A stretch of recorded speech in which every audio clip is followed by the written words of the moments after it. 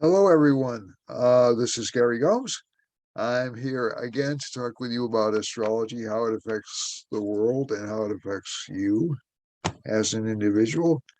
And I primarily specialize in Vedic astrology, although I have worked in Chinese and Western and other forms of astrology.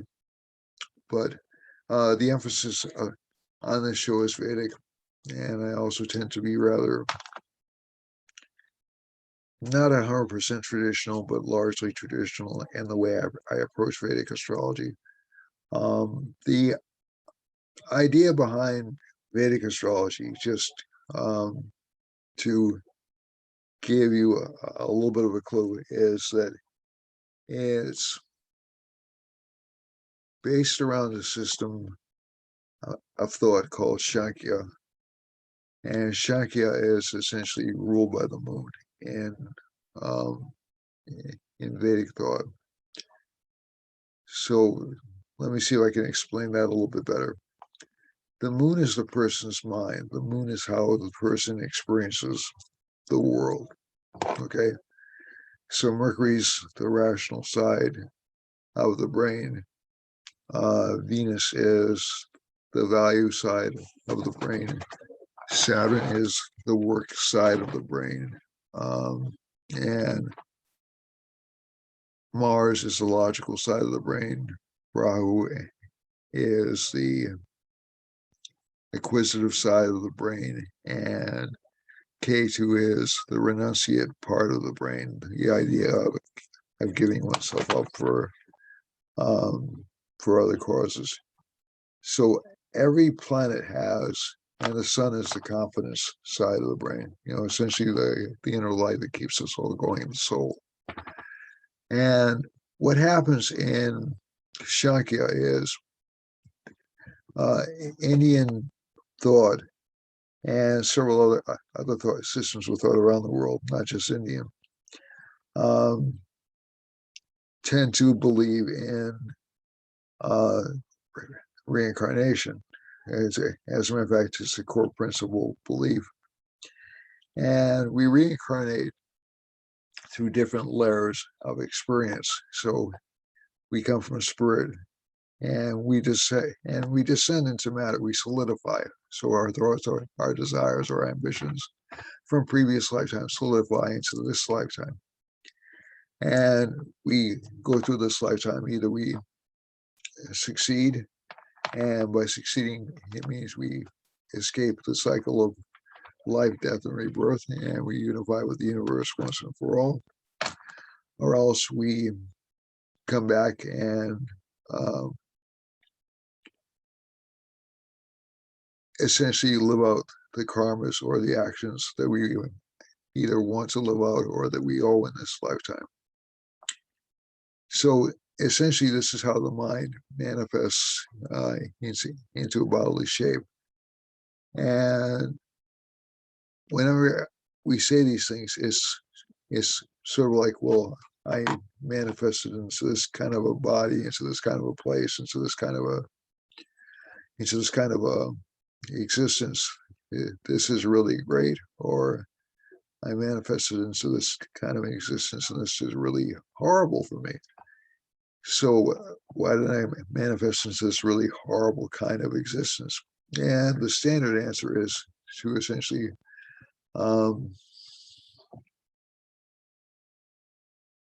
clean up the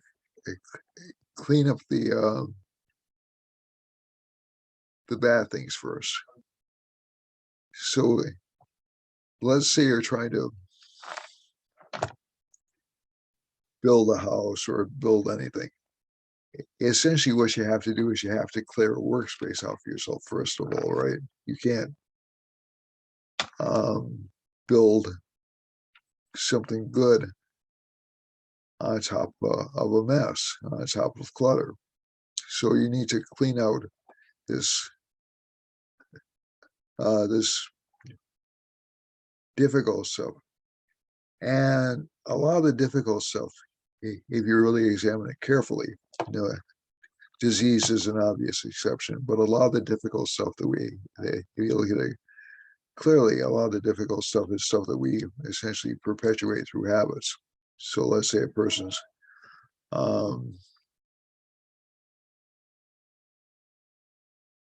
lazy, or they have um, they don't want to strive uh, or develop themselves. That's essentially you're creating your own particular problems on Earth. So a lot of astrology boils right back down into personal responsibility, how you're thinking, how you're manifesting in the world, how you're approaching the world. And this gets us into the realm of what are called remedial measures. So there are certain remedial measures which are good for everybody, and some which are very specific. But if you want to increase confidence, if you want to increase, um, the ability to work on oneself, you would ask for help from Sita, who's very devoted, or Mother Mary if you're Catholic, or you could even do a mantra to the sun, which essentially would enhance the soul, like Om Hring Suryaya. I'm sorry, Om Grini Suryaya Namaha. Om Grini Suryaya Namaha. Om Grini Suryaya Namaha. These mantras will help people with confidence. Once people get more confidence, they can achieve a lot more. So I'm going to be teaching you rituals that you can use. They don't involve anything nasty. And if they don't agree with your personal belief system, you don't have to use them. But there are things you can do, like wearing reds on Sundays, wearing whites on Mondays, wearing bright reds on Tuesdays, wearing greens on Wednesdays, wearing yellows on Thursdays. You can wear pretty much any color you like on Friday, but white, pale, or multicolored outfits are particularly favored. And wearing blacks or dark blues on Saturdays, which will help you out, and you can, if you want to help, will help out every planet, from the sun, that's the red, to white for the moon, to I left one planet out, I'm sorry about that. White for the moon, red for Mars, yellow or green for Mercury,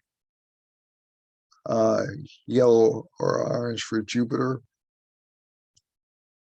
That was one I left out before. Multicolored garments for Venus and the South Lunar Node.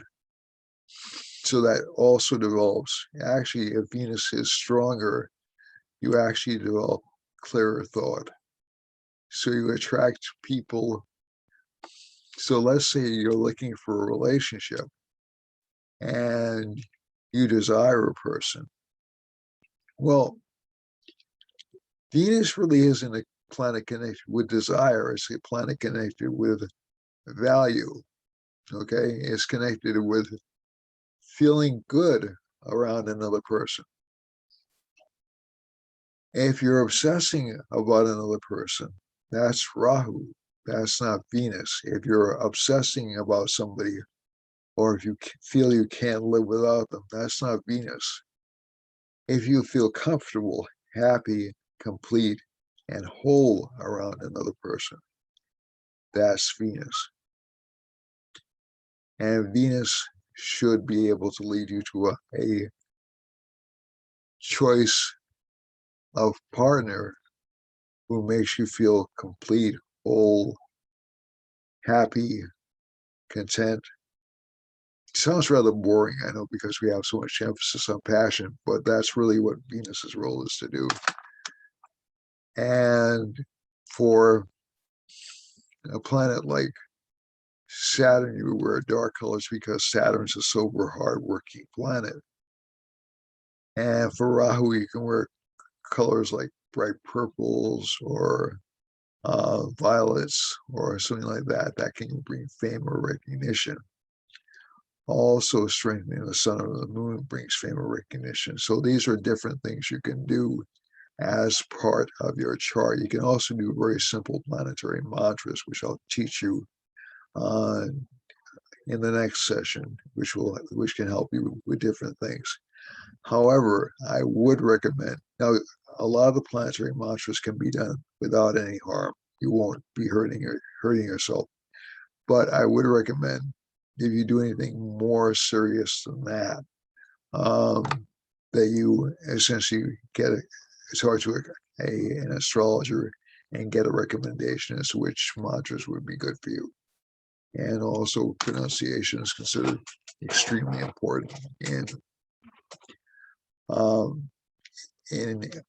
Indian thought, and so we want to make sure you're saying the mantras correctly. So again, another reason to consult an astrologer. And there are also things you can wear, like I'm wearing certain stones. You can see, for those of you who've seen me a while, you can see I'm wearing certain stones. And these are good for certain planets.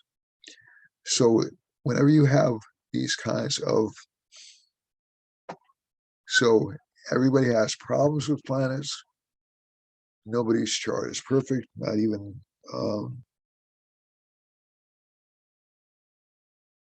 the most successful charts in the world. They can be good for fame. They're not necessarily good for happiness. Some charts are blessed in that they're good for fame, happiness, money. Some charts are blessed in that they're good for, in that they're just blessed for happiness. So if you're happy, and you have enough money, and you're with the person you love, and your life feels full, that's heaven on earth, right? So essentially, and you have good health. I don't want to forget about health. So you have all these levels. So one person's happiness indicator may not be another person's happiness indicator. But I think once you start thinking about what makes you really happy, then you start saying to yourself, well, how can I go about achieving that? And most of us over the past few months have been stuck in place, basically, because number one, because of the coronavirus, but also because of certain other planetary combinations, which, the coronavirus is caused by planetary combinations, at least in astrological thought, but also by certain other patterns, which have been kind of annoying because everything feels like it takes twice as much effort, sometimes three times as much effort to do. And it's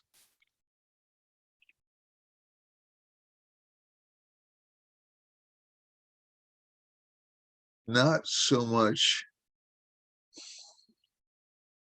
the planets causing the problems as our perspective on these. So a lot of people have been extremely introspective the past few months because Jupiter's been retrograde.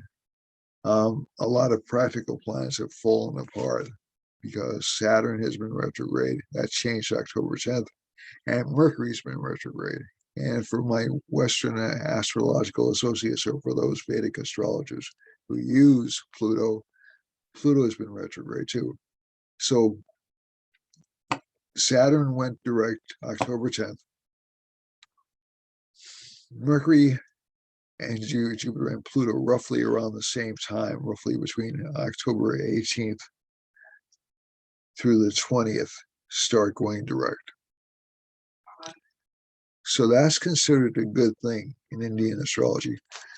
Jupiter's been particularly difficult because it's been retrograde in its sign of debilitation.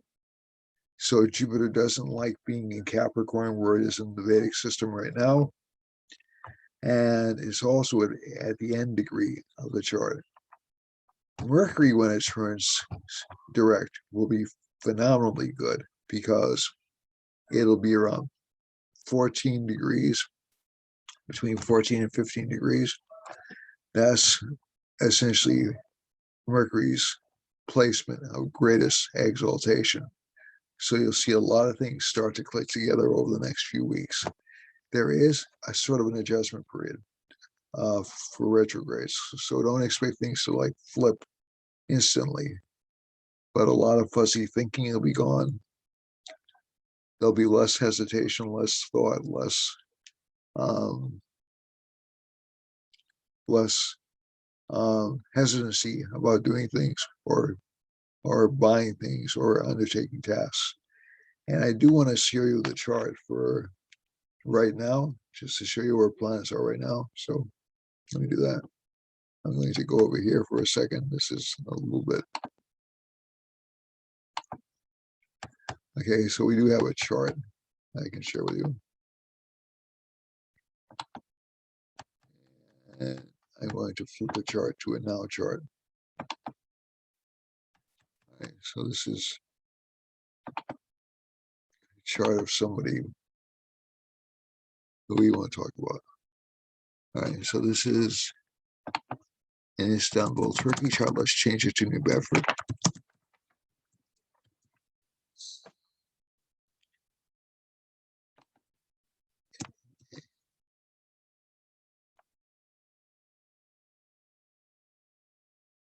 Ah, I put an I in New Bedford. Okay.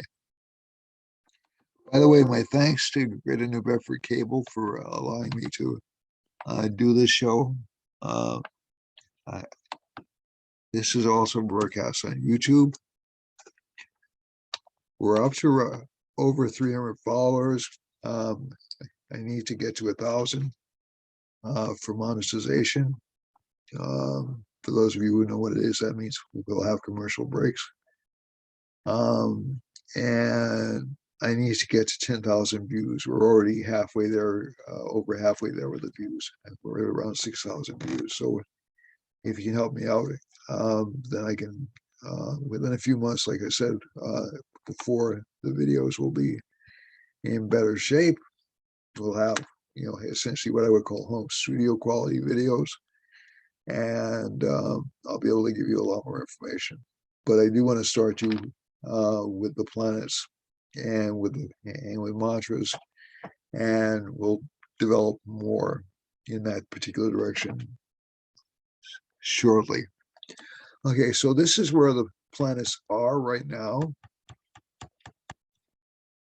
So also keep in mind, and again, this is my personal commercial, keep in mind I will have additional channels in the future. That's not an idle threat.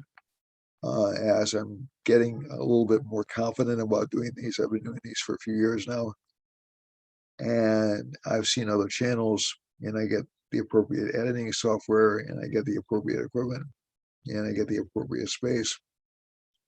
I will feel very, very comfortable coming to you many times a week.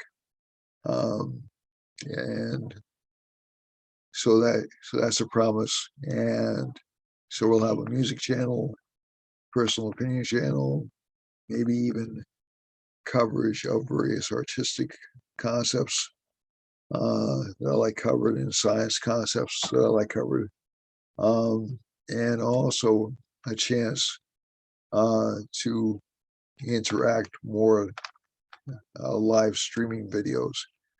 I am going to be speaking at the Ashravida Gurukulam Kumbh Mela on November 4th or 5th.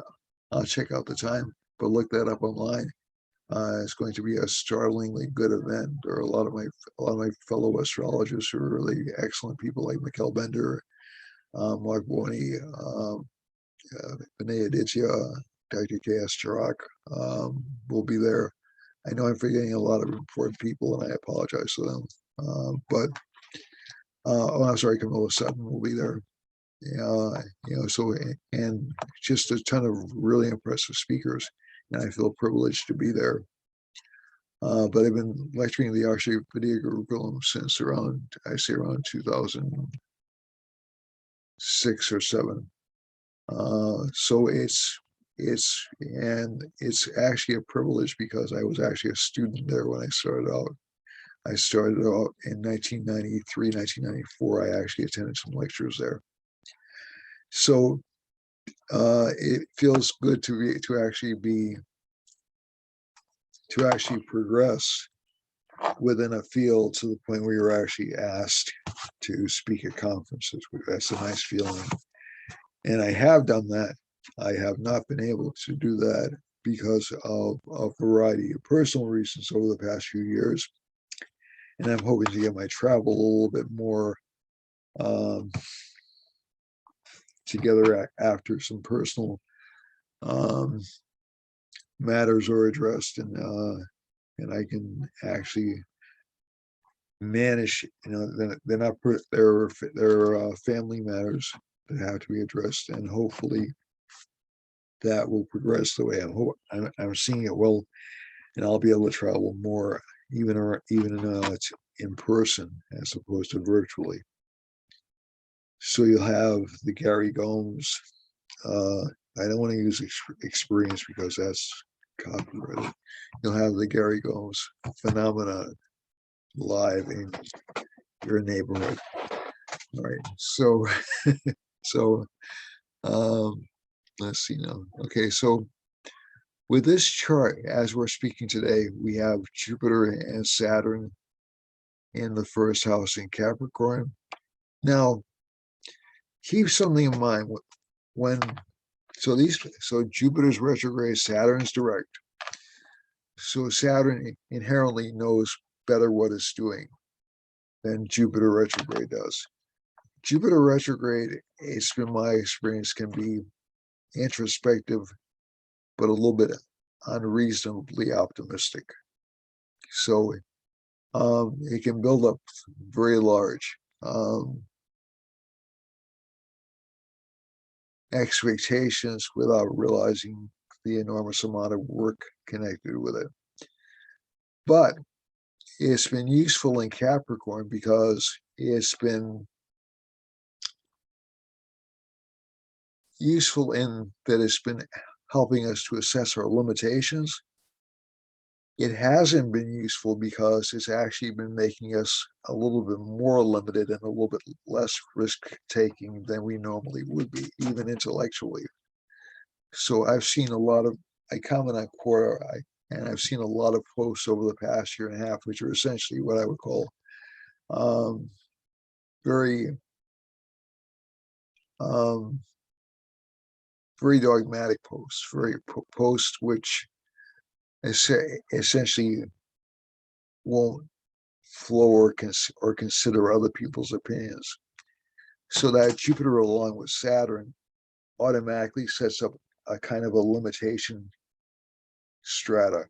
So people who dream big, even though Jupiter retrograde can make it seem unrealistic, they'll have this sort of like Saturn damper on it. It's like, well, we can't really expect a lot, but basically the major limitations we put on ourselves, There are certain things obviously we can't do.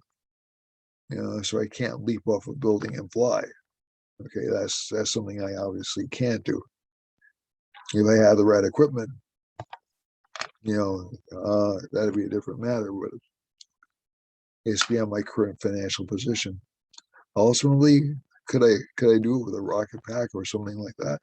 Yeah, I mean, I'm not sure it would be worth it to me, but yeah, I certainly could. The other thing is the moon is in Aquarius, so the moon is in the second house,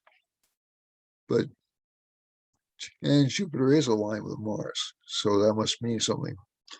And the moon's actually in Aquarius. Oh no, it's coming true. All right, all right. No, this isn't the dawning of the. Well, this is technically it's the dawning of the age of Aquarius, but the dawning is a couple of hundred years in the future. The actual age of Aquarius isn't now, it's a couple of hundred years in the future. I hate to disappoint everybody, but that's true.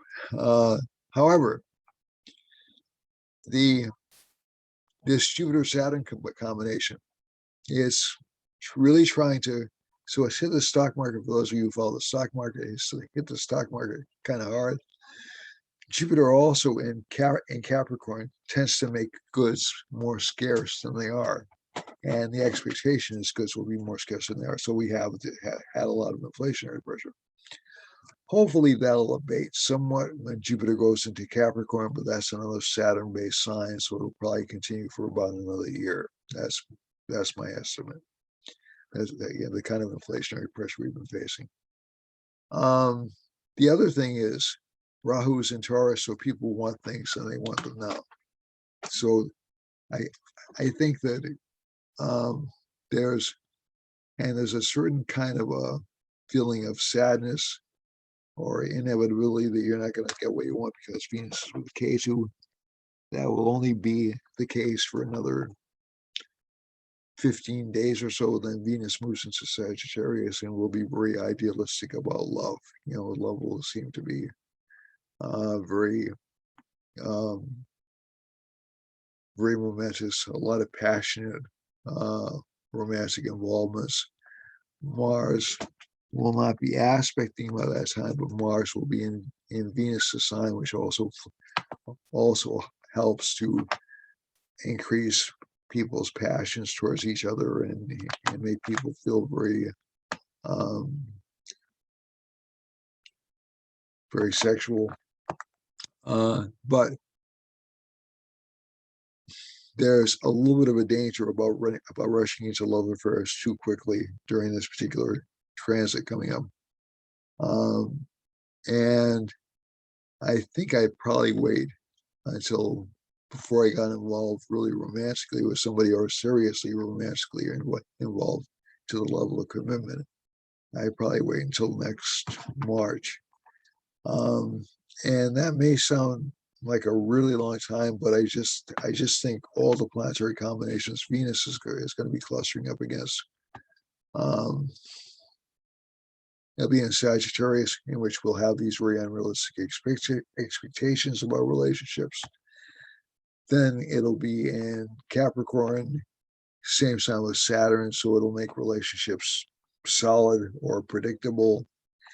Then finally, around February, it goes into the same sign with Jupiter, which is good. So that'll give opportunities for relationships.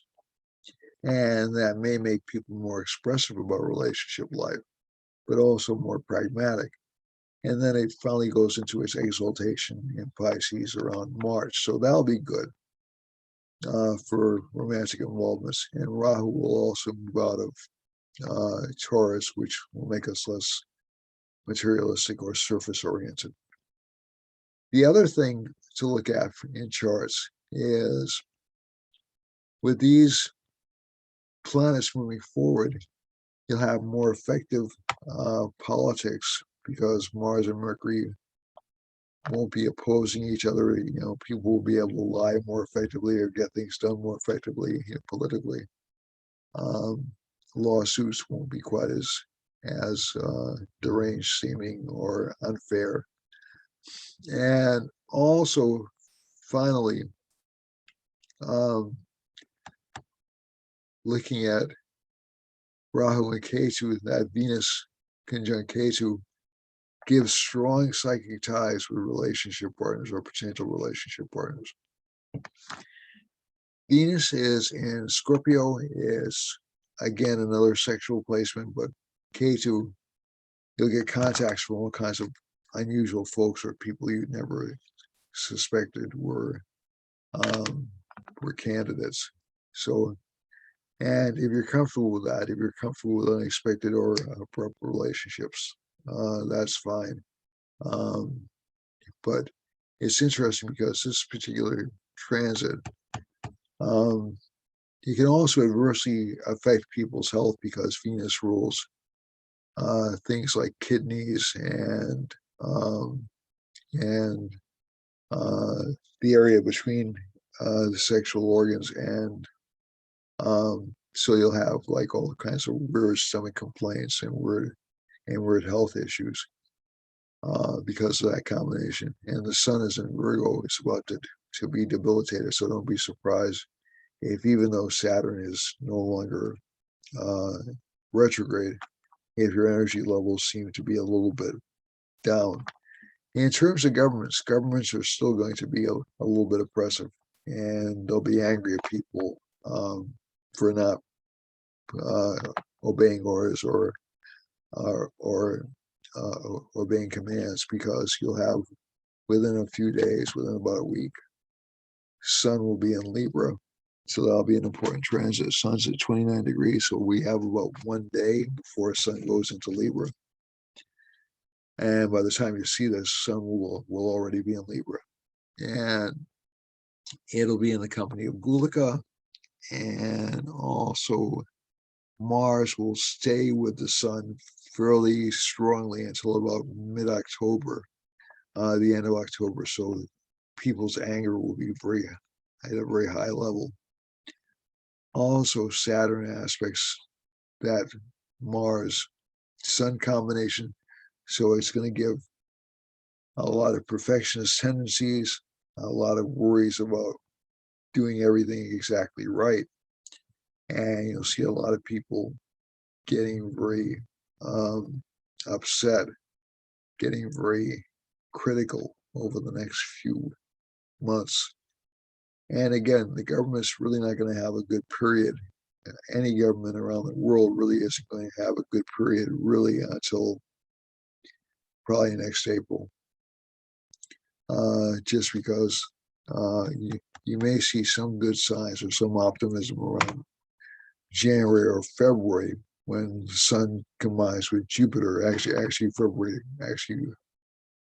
to March, excuse me.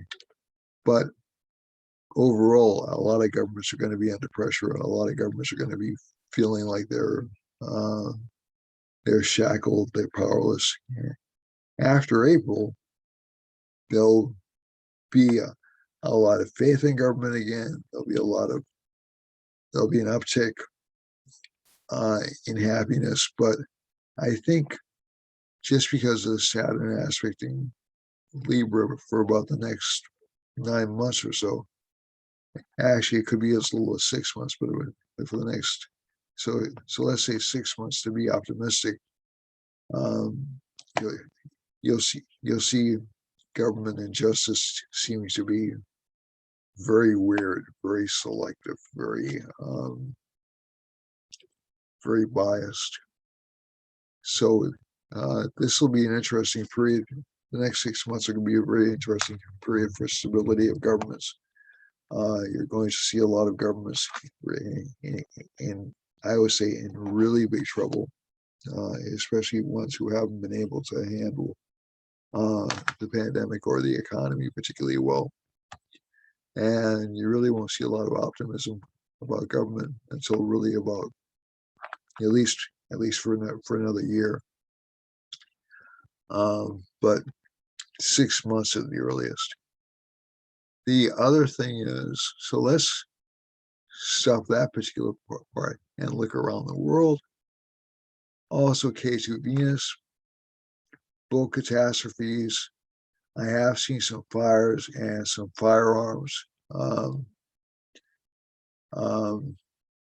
some mass shootings. That seems to be a problem.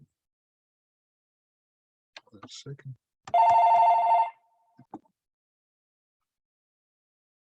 And although I think you will see things like unemployment start to abate a little bit, but again, because of Rahu being in Taurus, there's going to be panic about the economy for about at least another few months, until March, and also panic about stability of society, and worries about other outbreaks because of K2 being in Scorpio. Again, keep something in mind. I'm not saying this as an advocate, but governments will seem to be very, very aggressive, very non-responsive to the population. Not because they're evil, but because they think they have to act in an emergency mode. So we still do have, so let's look at the world map. The moon is, and Rahu are over Hawaii, and Jupiter's there as well. So that can give us some worries about diseases, some worries about tsunamis, some worries about volcanoes or earthquakes, and as well in Alaska. He's cutting through Alaska. So I just like to work in this direction just because it's how I read. And let's see, Mercury's passing through California, so there will be California up through Idaho, all the way through Nevada, up through Idaho. So Mercury, so these states are going to be subject to a lot of, I hate to say it, a lot of lies, a lot of supply chain problems, a lot of inflationary activity, mainly because the government really doesn't know what it's doing in those parts of the country, or it'll be confused. Again, this is not a political bias. This is an astrological reading. Sun and Mars will cause violence along the borders of New Mexico, Texas, Oklahoma, Texas, up through the middle of, up through North and South Dakota. Okay, so those states are going to be sort of difficult. And there's a Saturn line passing up through Michigan, excuse me, not Michigan, Wisconsin, through, through me, yep, through, looks like Ohio and Louisiana. So you're going to see increased problems with unemployment there, with economic growth. On the East Coast, at least Jupiter is passing close to Washington, D.C., so there may be some possibility of compromise over the next few months, but still a lot of stubbornness.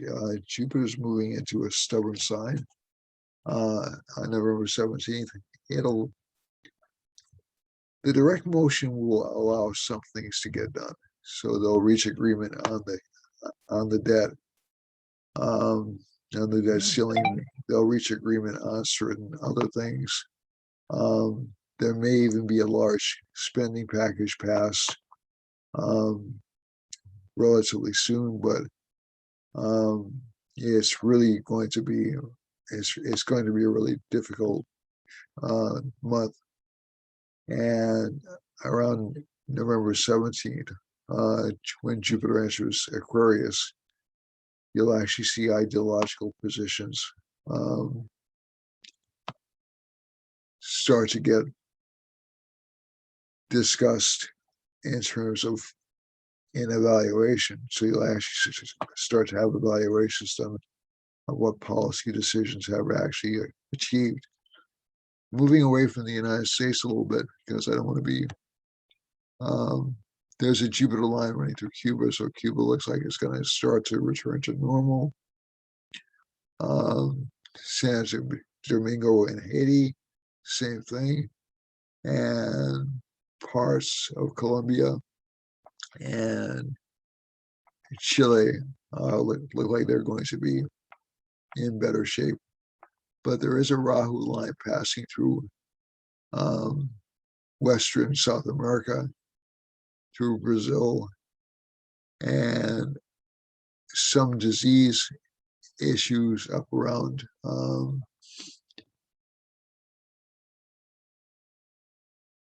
Guyana, and still in Brazil.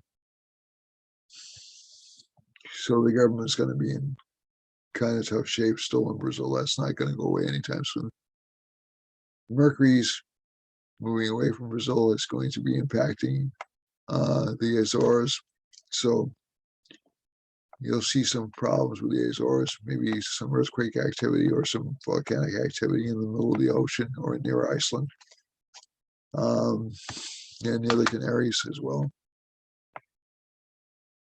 England looks to be largely unscathed, although the sun, the faith in government, the sun line is close enough to England and Ireland, where it doesn't give a lot of faith in government, but things will calm down a little bit over there.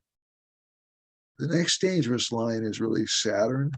Saturn is passing through Italy, and I think I read that Mount Etna had exploded, and there's a Venus, and it's like a Venus and a Jupiter line passing through Turkey. So you'll actually see an improvement in the Turkish and the Eastern European economies over the next few months. Some problems with the economies of Greece, looks like Czechoslovakia and Poland, and into Russia, but it looks like Turkey will at least do somewhat well, even though there's a lot of pessimism in Turkey right now about the future, and a concern that things are hopeless right now because of the Venus-Ketu conjunction.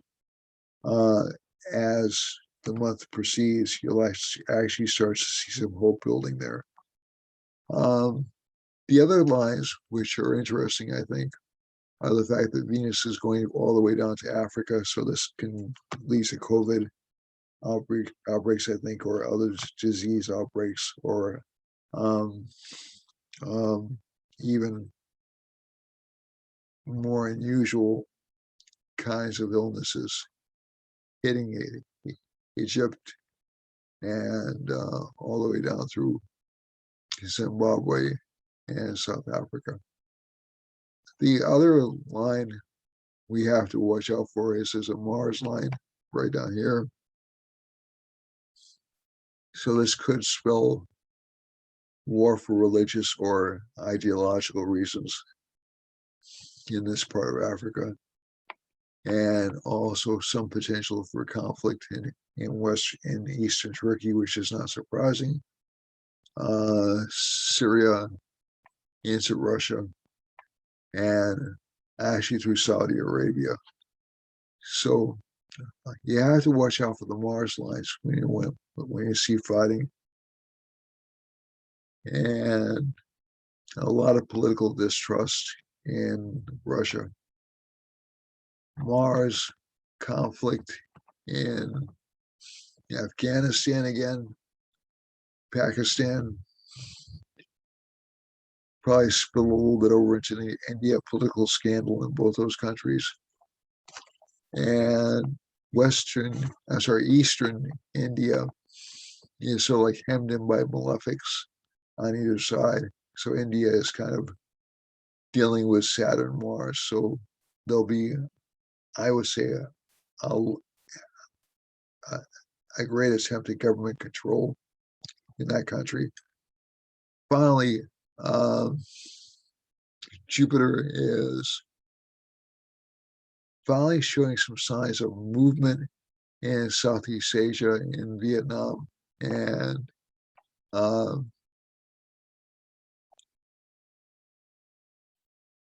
Cambodia, and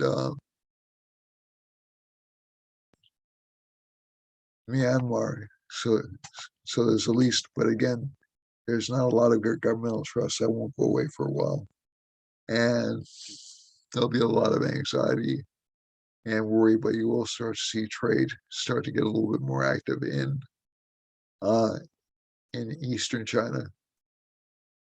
I'm going to keep my eye on Taiwan, just because there are a lot of lines connected with the islands off of China and also with the Philippines. So I'm a little bit worried about that, and Indonesia and Western Australia. There's seems like there's a panic scenario going down there, and I'm wondering if there won't be any attempt to exercise additional control, maybe even an attempted military takeover in that part of the world. That's something I'm not sure about, but it's definitely possible. Japan is due for some kind of political scandal, as is New Zealand and Australia. Okay, so that's it. So trouble areas I would look at are essentially Mexico and central United States, Western South America, possibly violence or in central United States, but also some potential for natural catastrophes in Iceland and throughout the Mid-Atlantic or the Eastern Atlantic. And finally, a little worried about this Mars line heading through here and this Mercury line heading up through here, because these are really, I'm sorry, that's a moon line, because these are really not good conditions for civil peace. And the Saturn line does seem to affect the Chinese, a large part of the Chinese economy, but there is some hope. And Jupiter and Moon. So this is where a lot of the supply chain problems are coming from here, over in China and here, and also in the Western United States. So hopefully a lot of those will be resolved over the next few weeks. But again, we'll still have inflationary pressure, I think, for another year. So let's go back to the birth charts. Let's go back to your sun signs. I'm giving myself a lot of time to go through these this week. But so we start with Aries. Aries finally is going to be shifting away from struggles and into relationship life, but this will mean more fighting at home, unfortunately. They'll be fighting over material possessions and people not feeling like they have enough. This sign really doesn't care that much about whether or not people are happy or unhappy, but the sun is going to move into the seventh house. It'll put a lot of focus on relationships, and it will weaken some relationships, to be honest. It'll make relationships a little bit seem a little bit tough to deal with. And so just summary, so some worry about lies in relationship life. And Venus, as Lord of the eighth house, relationship partner will still seem detached and a little bit tough to deal with. Jupiter's in the 10th house, so still good for career. And moving to the 11th house, better for gains, better for financial gains. And let's move on to Taurus. Taurus has problems with children in this chart. Again, this is sidereal Taurus, so we're talking about May 15th to June 15th. And so keep that in mind, keep that adjustment in mind as you're going through all these charts, as you're looking at all these charts. And at least from this chart, some minor health struggles, especially in the stomach. Relationship life will seem to be kind of blasé or kind of sad. It'll be a temptation to cheat, or to give up relationship-wise. And in terms of overall luck, though, this sign looks like it's doing fine financially, and work-wise. For Gemini, Gemini's Lord is Mercury. It's been in the fourth house. This sign has had a lot of temptation to embellish and to essentially take advantage of opportunities to appear in a lot of places. It's been good for fame for this sign, but there has been a little bit of a temptation to push too hard. When Mercury goes direct, though, it'll have more obvious success. It'll be able to reposition itself into a position of power. And the same will be true of Virgo, which we'll talk about in a second. But also, love affairs seem to be, they're okay, but again, like I said, they're a little bit illusory. They seem a little bit difficult to deal with.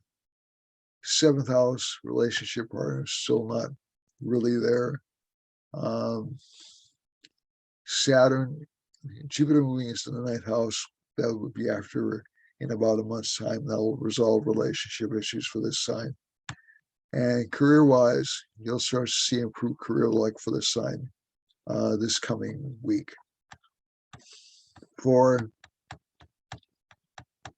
Cancer, Cancer's had a long-standing problem with Saturn in the seventh house. And I think this won't go away anytime soon. It won't go away really until next, just checking the time, until next spring. But this sign will have a great deal of ambition. You'll have a great deal of drive. People with Cancer moons will probably do pretty well. They'll also have unexpected romantic involvements. They'll seem not to really care that much about romantic involvements, or they'll seem to have it under control. They'll be detached from the results a little bit. And also, the sixth house looks good for them because the sixth house goes to the seventh and it's going to the eighth. So you're going to have what's called a Vipreet Raj Yoga. So essentially, a lot of health issues or health concerns will tend to scatter a bit. This sign is devoted to its relationship partner, is committed to the relationship partner. I think that will change next April. Moon is in the eighth house, so this sign will seem very attractive this week. And Rahu's in the 11th house, so there'll be gains of famous friends or temporary gains of ambitions. For Leo, Leo has Sri Lagna in it, which is very good for financial prosperity. It has some planets in the second house, so it'll give expenses, but it will also give gains to this sign. Third house Lord, so there's not a lot of ambition really connected with romantic life. They'll sort of like stick with it, but they'll feel a little bit detached from it. And in terms of children, some problems they've been having with children will tend to fade away. And relationship life, they'll be more interested in change, more interested in, so they'll attract a lot of attention relationship-wise, but there'll also be a tendency to cheat. Eighth house Lord is, so let's go to the ninth house over here. Rahu's in the ninth house, so Rahu's in the 10th house, so good for career life. Gives fame. For Virgo, Virgo has had kind of a rough month or so, actually more than a month. And this particular sign will see Mars leaving and going into the next sign in Libra, so it'll make it a little bit more harsh talking, but Mercury will go direct. It'll seem very bright, very intuitive, very sharp this month. Good opportunities for career life for this sign, by the way, especially in communications. Venus is in the third house, so there'll be what I would call gives and takeaways of money. So money will be given, it'll be taken away. That'll last for about 15 more days. And children will do fairly well. They'll be more disciplined, there'll be less anxiety connected to them. In terms of health, it's been a problematic couple of weeks for Virgo. That'll change within about 3 to 4 days. And career-wise, luck-wise, this sign will do very well. They'll have a lot of opportunities to present themselves. For Libra, Libra has had some expenses connected with home. That'll tend to be, and they've also been a little bit timid lately. That'll change within about a day or so. Mars is still in the 12th house, so there'll still be some delays in terms of any construction projects. But Mercury will actually start to move things forward, and you'll start to see the signs start to get more confidence, more self-assurance. Venus and Ketu are in the 3rd house, so again, that feeling of like giving up, of like surrendering onto God. This sign will be a little bit less greedy, a little bit less ambitious than it normally is. Yeah, but that'll change within about a month, and you'll see them striving again to pull themselves up. Last weekend in particular was really tough for this sign, because Venus and Ketu were almost exact degree, and that brought some health issues. Jupiter and Saturn are in the 4th house. That's not a good combination. Saturn in the 4th is okay, but Jupiter in the 4th, essentially, it's been encouraging it to delay acquiring knowledge or acquiring learning, second guess itself. Moon is in the 5th house, good for love affairs, good for romantic involvements. Mars is in the 12th house, Lord of the 7th is in the 12th. So it seems like relationship life is kind of detached or kind of remote. And relationship partners are never happy because Rahu's in the 7th. That'll actually be more underscored next March, but for now, they're okay. And good time for acquiring money for this sign. For Scorpio, Venus and Ketu in the 1st house. Detachment from romantic involvements, maybe even boredom with them, for this particular rising sign. Sagittarius is in the 2nd house, and the Lord of Sag will be in the 4th house within a couple of days, so that'll give it more financial growth, more financial security. And the Lord of the 7th house. So relationship life has been or work life has been bad for this sign over the past few months. It'll start to take form or start to take shape, which will be good.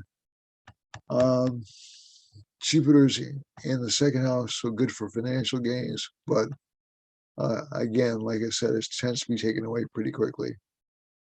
But Moon in the 3rd house, more diplomatic, more amenable to helping other people. And the Sri Lagna in the 9th house is always good for financial gains. For Capricorn, Jupiter and Saturn are in the 1st house. This gives it a very strong feeling of command or rulership. Jupiter will move to the next sign, so we'll start thinking more about how it's using rulership. And Rahu in the 5th, problems with children, but again, not insurmountable. And children will tend to have strange or unusual friends. 1, 2, 3, 4, 5, 6, 7. Sri Lagna's in this. I'm sorry.